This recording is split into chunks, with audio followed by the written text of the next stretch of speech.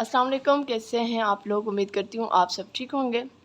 तो सखर आईबी की जो टेस्टिंग सर्विस है मींस एसटीएस, उसका sample test paper intermediate category का मैंने अपलोड नहीं किया था। और बाकी जो कैटेगरीज़ थी जिसमें था मेट्रिकुलेशन और ग्रेजुएशन, इनकी मैंने अपलोड कर चुकी हूँ और तकरीबन ये कोई काफ़ी टाइम पहले मैं अपलोड कर चुकी हूँ। तो ये रह गया था। तो आज मैं आप लोगों के साथ ये सॉल्व कर लेती हूँ कि इसके राइट आंसर्स क्या हैं और किस तरीके के क्वेश्चंस जो है वो टेस्ट में आ सकते हैं। अच्छा, एक और बात, प्रीवियस 2 वीडियोस में मैं एक अल्फाज बार बार यूज़ कर रही थी कि मेरे हिसाब से।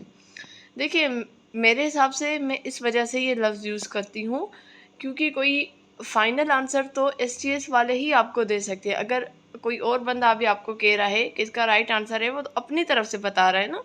हाँ, ठीक है, अगर आप वो अपनी नॉलेज के हिसाब से बता रहे हैं आपको।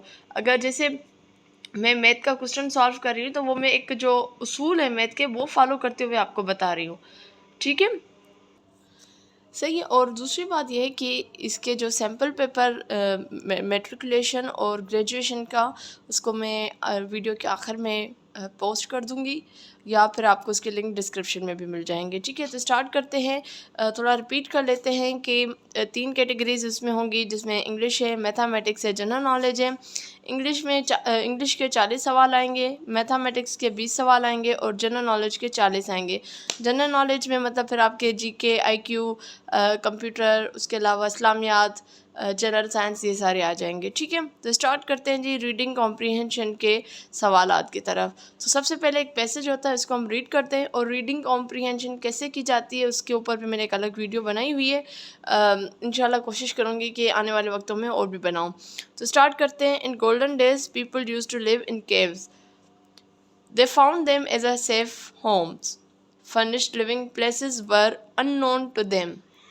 In the Stone Age, they made some useful tools and weapons from stone, for they found them useful, durable, and strong to use. They knew that heavy stones could be best used in battles to attack enemy forces and harass their horses, camels, and elephants. They would throw heavy stones from long distance to enemy's side through catapults that were used as weapons. अब एक बार आप पढ़ लिया आपने, आपको अंदाज़ा हो जाएगा कि ये किसके बारे में क्या है। साथ साथ जो इम्पोर्टेंट लाइन्स हो आप उसको हाईलाइट करें। अब मेन सवाल की तरफ आते। सवाल नंबर 1 है, the first 4 sentences are about dash. मतलब 1 2 3 4, मतलब यहाँ तक हम देखें तो यहाँ तक अगर हम देखें तो किसके बारे में है। तो अगर आप देखें कि आपको स्टार्टिंग में अगर आप उसमें ऑप्शंस में देखें कि केव्स के बारे में है, लिविंग प्लेसेस के बारे में, स्टोन के बारे में। अगर आप स्टार्टिंग में पढ़ेंगे तो आपको ये लगेगा कि ये स्टोन के बारे में बात हो रही है। हर लाइन में आपको स्टोन केव के बारे में बात हो रही है, देख रहे हैं। They are strong, durable, useful stones. लेकिन इसका जो राइट आंसर है वो है लिविंग प्लेसेस। अब स्टोन और केव जो हैं वो टर्म्स हैं, वो इस सेंटेंस में यूज़ हो रहे हैं। लेकिन अगर हम कॉम्प्रीहेंशन किस पार्ट से जाएं तो ये कॉम्प्रीहेंशन जो है वो बेसिकली इसके बारे में है कि how early people were unaware of future facilities. तो मतलब लिविंग प्लेसेस के बारे में है, सही है। एसटीएस की टेस्ट में एक जो पॉइंट होता है ना, आप ये ध्यान में रख लें, जो उनके डिस्ट्रैक्टर्स होते हैं ना वो बहुत स्ट्रॉन्ग्स होते हैं। अब डिस्ट्रैक्टर्स हम किसको बोलते हैं, जैसे ये राइट आंसर है तो ये ए और सी जो है ये डिस्ट्रैक्टर्स है। ये इतने स्ट्रॉन्ग्स रखते हैं कि बंदा कंफ्यूज हो जाता है कि राइट आंसर कौन सा है और डिस्ट्रैक्टर कौन सा है। सेकंड की तरफ आते हैं, the people mention in the paragraph dash. जो लोग इसमें मेंशन किए गए हैं वो कौन हैं। तो इसका बहुत इजी आंसर है, दे वर वॉरियर्स। यानी इसका सॉरी ये नहीं होगा, इसका होगा were good at battle strategies. मतलब they were good at battle strategy, जिसमें उन्होंने बताया है कि ये किस तरीके से जंग करते थे। अच्छा, सेकंड पार्ट की तरफ आते हैं तो वो होता है सेनानियम का। सेनानियम मतलब same meaning, she is a shrewd जज ऑफ करेक्टर।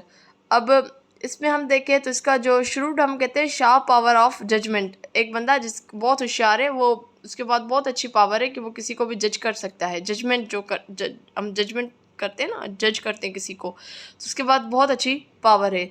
तो इसका जो राइट आंसर है वो है एस्ट्यूट, ए। क्या है इसका राइट आंसर? ए, एस्ट्यूट। 4 की तरफ आते हैं, ही is a great scholar. Scholar का मतलब है लर्न पर्सन, आप ये गूगल भी करके देख सकते हैं। एंटोनियम की तरफ आ जाए तो एंटोनियम होता है अपोजिट मतलब की तरफ। This is a sharp knife. Sharp knife मतलब तेज़, जिसको हम कहते हैं। तो इसका जो अपोजिट है वो है ब्लंट, ठीक है। मतलब ब्लंट हम बोलेंगे जो शार्प ना हो, तेज़ ना हो। अच्छा, क्वेश्चन नंबर 6 की तरफ आ जाएं। In early days mechanised agriculture was unknown. तो इसका जो एंटोनियम होगा वो होगा लेटर। स्पेल चेकिंग की तरफ आ जाएं तो इसकी भी बहुत आप अच्छे से तैयारी कीजिएगा। ये ज़रूर ऐसे सवाल आते हैं और बहुत ही ये लोगों को परेशान करते हैं। तो यहाँ पे डिसिप्लिन की अगर हम स्पेलिंग देखें तो ये वाली जो स्पेलिंग है वो करेक्ट है, DISCIPLINE। तो इसकी भी इंशाल्लाह हम सीरीज़ बनाएंगे। क्वेश्चन नंबर 8 देखें तो इसकी जो करेक्ट स्पेलिंग है वो है सी, और इसका मतलब है लेक ऑफ ब्रेवरी, मतलब ऐसा बंदा जिसमें बहादुरी की कमी हो, उसको हम बोलते हैं। एरर डिटेक्शन की तरफ आते हैं तो क्वेश्चन नंबर 9 में थोड़ा सा मुझे डाउट है, लेकिन मतलब मैं फिर भी आपको थोड़ा समझाती हूँ। We discuss about the matter at large. अगर हम अगर हम कह रहे हैं कि एट लार्ज जो है वो एरर है, तो एट लार्ज का मतलब क्या है? एट लार्ज का मतलब है as a whole. As a whole मतलब कहने का ये मतलब चाह रहे हैं कि जो भी मसला है उसको हम एज अ होल देखेंगे, हम उसके बिट्स एंड पार्ट्स नहीं देखेंगे। तो इस हिसाब से एट लार्ज का इशू नहीं है। तो अगर हम अबाउट को हटा दें तो we discussed the matter at large, sentence सही आ रहा है ना? तो इसका एरर मुझे लग रहा है बी है। 10 देखिए, I find the bag that I had lost yesterday. तो इसका जो मसला है वो है I found the bag that I had lost yesterday. तो इसका ए में इशू है। क्वेश्चन नंबर 11 को देखें, use of preposition he is a man dash word, of word, with word, for या टू वर्ड। तो इसका जो राइट है वो है A, he is a man of word. Question number 12 देखें, the Quaid-e Azam word hard in his homeland, with his homeland, for his homeland और about his homeland. तो सी इसका है, the Quaid-e Azam word hard for his homeland. Sentence structure को देखें, the sun had risen before we dash, had left, set off, had started या arrived there. तो इसका जो मतलब सेंटेंस जो कंप्लीट होगा, इन सेंटेंस किसके बेसिस पे कंप्लीट होगा? इसका जो करेक्ट है वो है D, arrived there. What can not be cured dash be endured. तो इसका जो करेक्ट है वो है सी, मतलब जो मसला जो हम इलाज नहीं कर सकते हमें उसको फिर बर्दाश्त ही करना पड़ता है। इंड्योर्ड का मतलब बर्दाश्त ही करना पड़ना। तो अब आते हैं नेक्स्ट क्वेश्चन की तरफ, which is the next part की तरफ, विच इज़ मैथमेटिक्स। इसको देखिए, a boy got 50% of the question on a test correct. If he had 10 questions correct out of the first 12 and 1/4 of the remaining question correct, how many questions were on the test? इसको हम देख लेते हैं। अच्छा, तो number of कह रहे हैं ये, अगर मैं इसको थोड़ा सा रिपीट करूँ कि 50 क्वेश्चन 50% जो क्वेश्चन है उस टेस्ट में उसने करेक्ट किए। अगर फर्स्ट 12 क्वेश्चन में से उसने 10 क्वेश्चन करेक्ट किए और बाकी जो रिमेनिंग है जो हमें नहीं पता उसका 1/4 जो है उसने करेक्ट किया है। तो आपने बताना है कि कितने सवाल जो टेस्ट में वो थे। तो देखिए, हमें नहीं पता, अगर हम कहें कि नंबर ऑफ क्वेश्चंस कितने, तो वो हमें नहीं पता, हम इसको एक्स से कंसिडर कर रहे हैं। उसके अलावा रिमेनिंग क्वेश्चंस जो है कितने हैं, ये ना 1/4 ऑफ रिमेनिंग क्वेश्चन। अब रिमेनिंग क्वेश्चंस भी हमें नहीं पता, तो रिमेनिंग क्वेश्चंस में 1/4 ऑफ रिमेनिंग क्वेश्चंस, तो x - 12 कर देंगे सबसे पहले, ठीक है। और